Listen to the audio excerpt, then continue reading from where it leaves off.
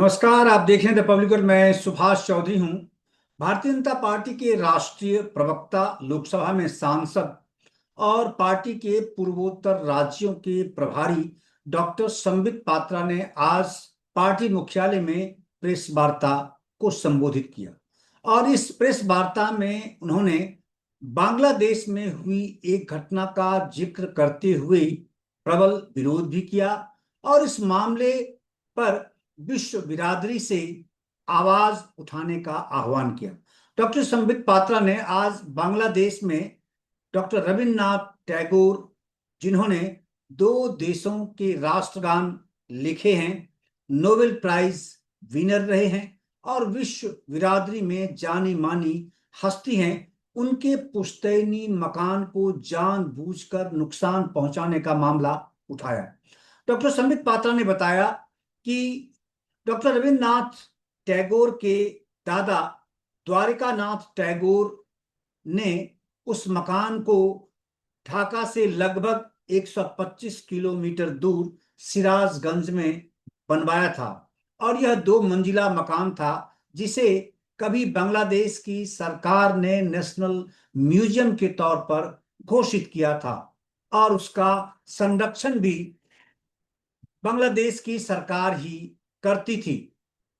लेकिन इसे दो आतंकवादी संगठनों ने नुकसान पहुंचाया है, प्री प्लान्ड अटैक किया है इस पर। उन्होंने जमाते इस्लामी और हिफाजते इस्लाम जैसे संगठनों का नाम लेते हुए कहा कि इन दो संगठनों के लोगों ने बांग्लादेश में डॉक्टर रविन्द्रनाथ टैगोर के सैकड़ों वर्ष पुराने इस पुश्तैनी और विश्व धरोहर को नुकसान पहुंचाने की कोशिश की, इस पर हमला किया है। उन्होंने भारत सरकार से भी अपील की, विश्व बिरादरी से भी अपील की है कि इस मामले का विरोध किया जाए और उन्होंने आश्चर्य व्यक्त किया कि अभी तक इस गंभीर मामले को लेकर बांग्लादेश में जो मोहम्मद यूनुस की सरकार है, जो मुख्य एडवाइजर हैं एक तरह से, वहां के प्रधानमंत्री नहीं, उनकी ओर से अब तक इस संबंध में कोई कानूनी कार्रवाई नहीं की गई है। हालांकि उन्होंने उम्मीद जताई कि इसे सख्ती से लिया जाएगा और इस प्रकार की गतिविधियों पर अंकुश लगाया जाएगा। उन्होंने कहा कि यह हम अंतर्राष्ट्रीय किसी दूसरे देश के मामले में हस्तक्षेप नहीं कर रहे हैं, बल्कि हम अपनी संस्कृति के संरक्षण को लेकर सवाल खड़े कर रहे हैं। और क्योंकि यह एक संवेदनशील मुद्दा भारत के लिए भी है, बंगाल के लिए भी है और सभी राज्यों के लिए है, उससे आगे बढ़कर विश्व बिरादरी के लिए भी है कि जिनको डॉक्टर रविन्द्रनाथ टैगोर की रचना आज भी प्रोत्साहित करती है, एनकरेज करती है और एनलाइटन करती है, प्रकाशित करती है। आइए आपको सुनवाता हूं डॉक्टर संबित पात्रा ने क्या कहा प्रेस वार्ता में। और पत्रकारों ने जब उनसे सवाल पूछे कि आपने यह मुद्दा यह यहाँ क्यों उठाया है और इस मुद्दे पर पश्चिम बंगाल सरकार यानी ममता बनर्जी सरकार का क्या रुख है, इस पर सुनिए बीजेपी प्रवक्ता ने क्या कुछ कहा। धन्यवाद माननीय संजय जी और मीडिया के सभी साथियों को बहुत बहुत धन्यवाद एवं अभिनंदन। एक शॉर्ट नोटिस में आप आज यहाँ सब आए। आज का विषय बहुत I will say it will be a brief issue, won't take much of your time, मगर एक बहुत गंभीर विषय है। And at the outset itself I want to mention, मैं आरंभ में ही कहना चाहता हूं कि यह विषय बांग्लादेश से जुड़ा हुआ है। We are not intruding into any kind of international domain, but चूंकि ये रविंद्रनाथ टैगोर जी का विषय है, इसलिए हमारे हृदय के निकट का विषय है, भारत के हृदय के निकट का विषय। इसलिए भारतीय जनता पार्टी इस पूरे मामले को बड़े गंभीरता से लेती है और बहुत सेंसिटिवली, संवेदनशीलता से लेती है। आप सबको विदित है कि मंगलवार को रविंद्रनाथ टैगोर जी के पैतृक घर, जो कि बांग्लादेश में स्थित है, वहां आक्रमण हुआ, वहां हमला हुआ और उसको काफी क्षति पहुंचाई गई है। गुरुदेव रविंद्रनाथ टैगोर कोई आम शख्सियत नहीं थे। Gurudev Rabindranath Tagore was not an ordinary person. He was a man of diversity. He was a man who gave a lot to this world. वो एक ऐसे व्यक्तित्व थे जो केवल सीमाओं से बंधे हुए व्यक्ति नहीं थे. उन्होंने 2 राष्ट्र के राष्ट्रगान को लिखा. भारतवर्ष के राष्ट्रगान को भी, जन गण मन को, रविंद्रनाथ जी के कलम ने ही संजोया, और बांग्लादेश के राष्ट्रगान को भी रविंद्रनाथ ठाकुर जी ने उसे अलंकृत किया, उसे लिखा. एक ऐसा व्यक्तित्व जिसको नोबेल प्राइज मिला.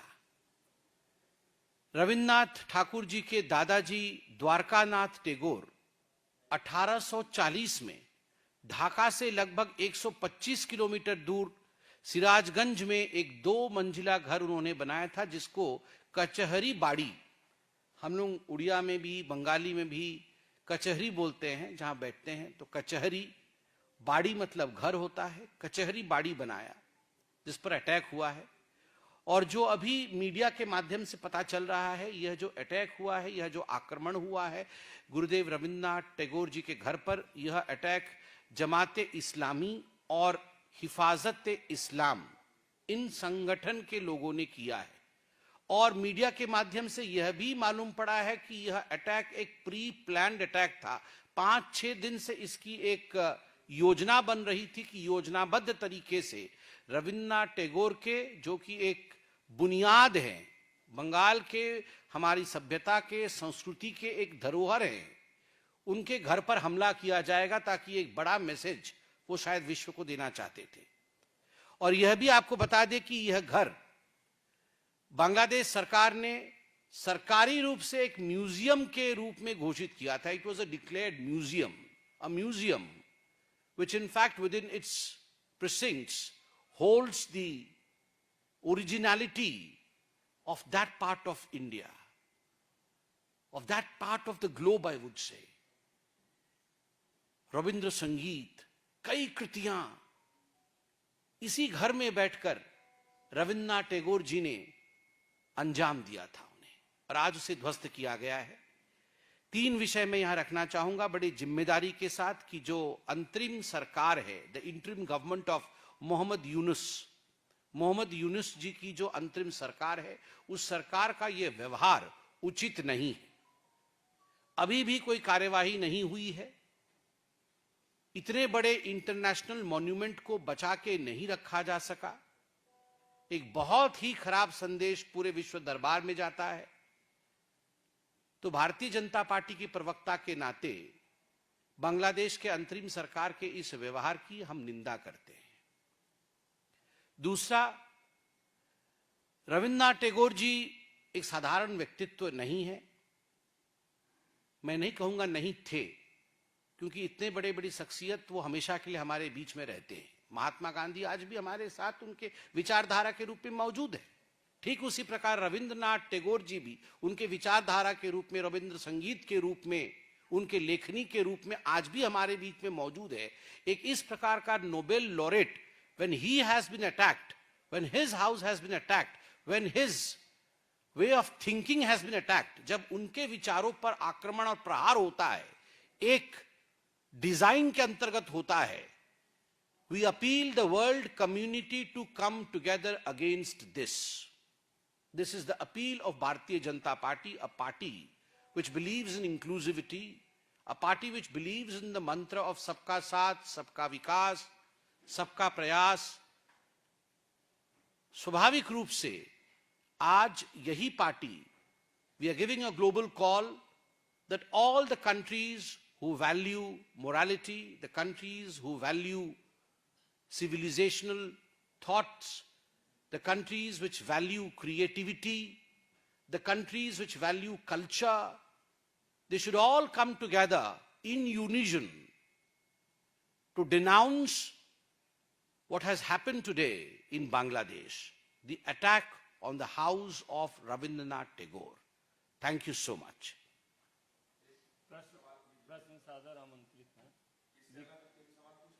पहले इससे रिलेटेड पूछिए.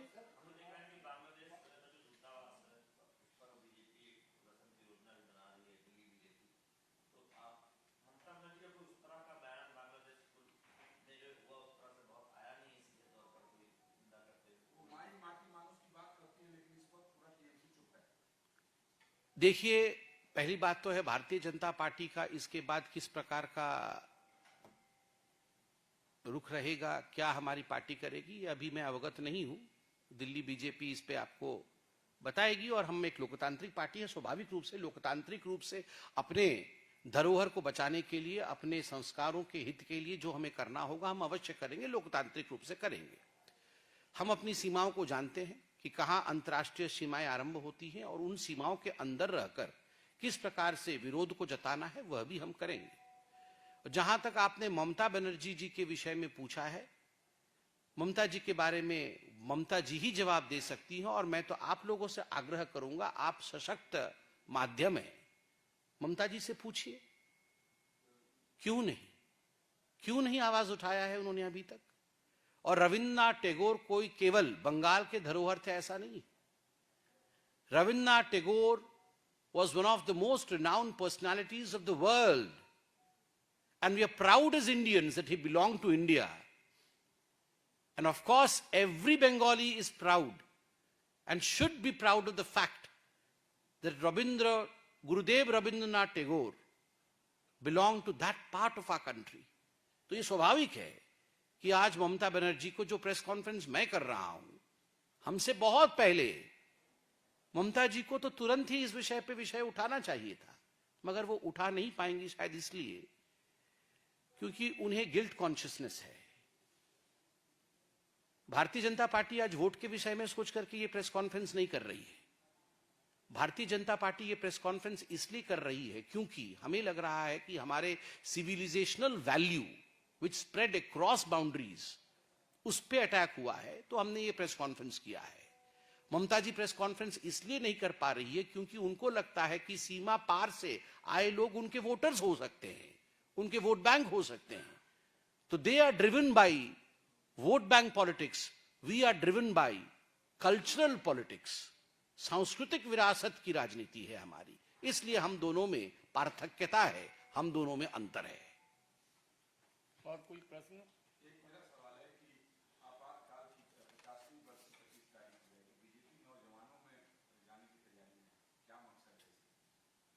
देखिए, मकसद तो बड़ा साफ है।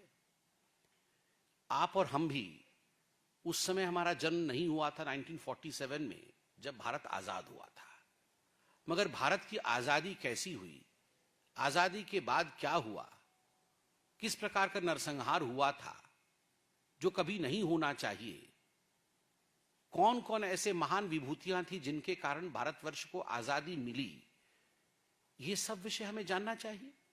कैसे जानेंगे? पढ़ के जानेंगे, भिन्न भिन्न लेक्चर सीरीज से जानेंगे, माता पिता से जानेंगे, दादा दादी से जानेंगे। तो स्वाभाविक है किसी भी मूल समाज में, किसी भी सांस्कृतिक देश में एक चेष्टा जरूर रहनी चाहिए कि जो पूर्व है, जो विगत है, उसके विषय में आज शिक्षा दिया जाए ताकि भविष्य बिगड़ ना जाए या भविष्य संवर जाए।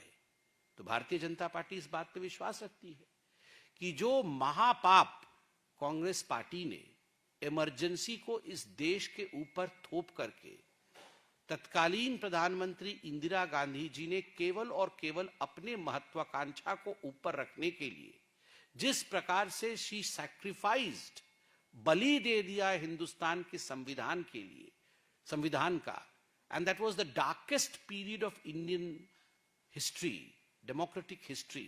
स्वाभाविक है जो बच्चे उस विषय में उनको पता नहीं है, उनको वो ज्ञान उन तक पहुंचाना ताकि भविष्य में ऐसी बातें ना हो।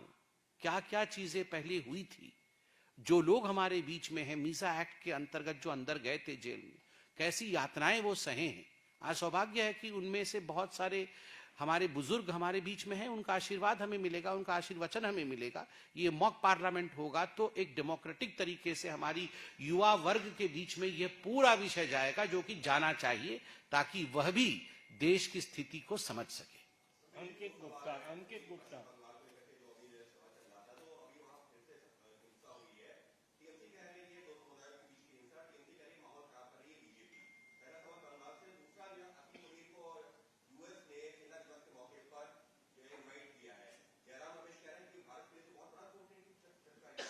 देखिए, पहली बात तो है, जहां तक ममता बनर्जी और बंगाल में जो हिंसा हो रही है उसका सवाल है, आए दिन आप देखते हैं किस प्रकार से वहां पर हिंदुओं के ऊपर अत्याचार होता रहता है, और ये कोई नई बात नहीं है। और इसके लिए प्रेस कॉन्फ्रेंस करके मुझे शायद फैक्ट पेश करने की भी आवश्यकता नहीं है, क्योंकि आप खुद जब जमीन पर जाते हैं तो the situation speaks for self.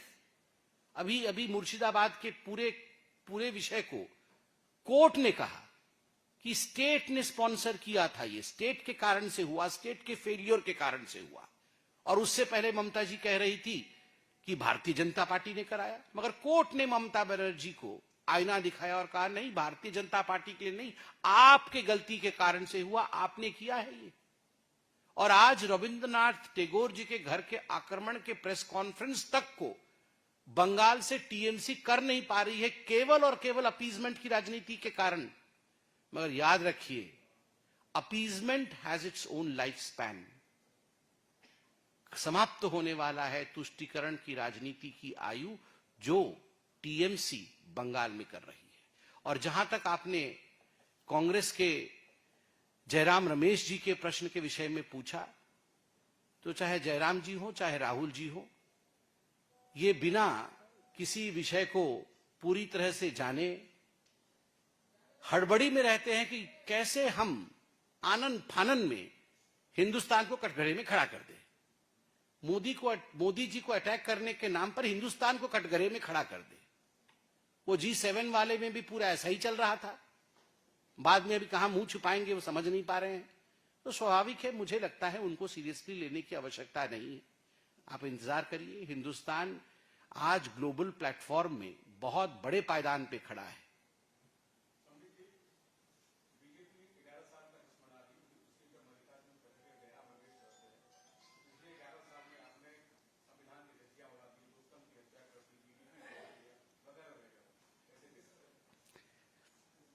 आपको क्या लगता है, मल्लिकार्जुन खड़गे जी मेरे पिताजी से भी बड़े हैं उम्र में, मैं बड़े प्यार से आज उनको बोलता हूं कि आपको क्या लगता है, मल्लिकार्जुन खड़गे जी जाके अब हमारे 11 साल के प्रेस कॉन्फ्रेंस को संबोधित करेंगे क्या?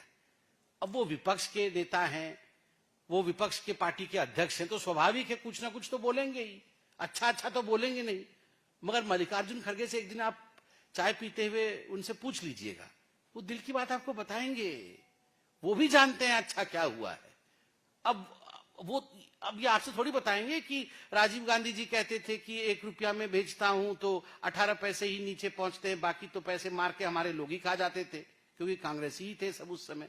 अब वो किस मुंह से बोलेंगे कि अरे 1 रुपया भेजा जाता है तो 1 रुपया ही पहुंच जाता है, अब बोल भी नहीं सकते हैं। अब तो ऐसा सब कुछ ना कुछ तो बोलेंगे, विपक्षी है ना। तो इसलिए हमारी जो अंगिमा और भंगिमा वो ऐसी रहनी चाहिए कि हम अहंकार से बहुत दूर, गरीबों के साथ, और जो हमने अच्छा काम किया है, विपक्ष के ऊपर कोई भी अटैक किए बगैर अच्छे कामों को जनता तक पहुंचाना, और वही काम हम कर रहे हैं। 11 वर्ष की उपलब्धियों को बिना अहंकार के जनता तक पहुंचा रहे हैं। और वर्ल्ड बैंक का रिपोर्ट देखिए ना, गरीबी रेखा से कितने लोग ऊपर आए हैं। आप आंकड़े खुद बोल रहे हैं, वर्ल्ड बैंक बोल रही है।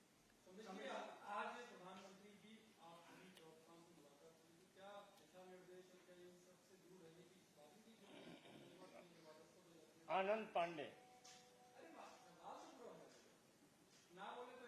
ऐसा है कि आप बहुत प्रतिष्ठित चैनल से हैं, मैं प्यार से कहूंगा, आपकी जो चीफ एडिटोरियल बोर्ड मीटिंग होती है, हम तो कभी नहीं पूछते हैं आपके चीफ एडिटोरियल बोर्ड की मीटिंग में क्या हुआ है ना। अरे सभी हमारा घर का मामला है, हमारे घर में जो मीटिंग हुई है वो हमारे घर का विषय है।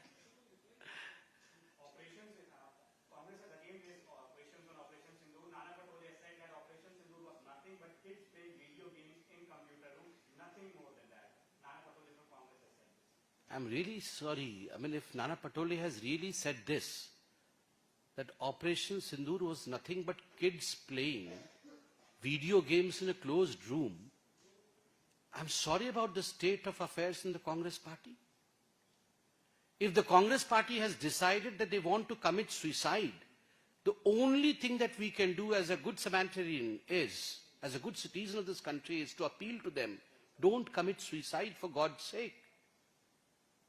कौन किड्स हैं? ये भारतवर्ष के आर्मी के लोग किड्स हैं, और ये जो हमारी ब्रह्मोस मिसाइल्स चली, ये वीडियो गेम्स हैं। ये जो 9 आतंकवादी अड्डे ध्वस्त हो गए, ये वीडियो गेम के हिस्से थे। या ये जो 11 एयरबेस ध्वस्त हो गए, ये वीडियो गेम के हिस्से थे।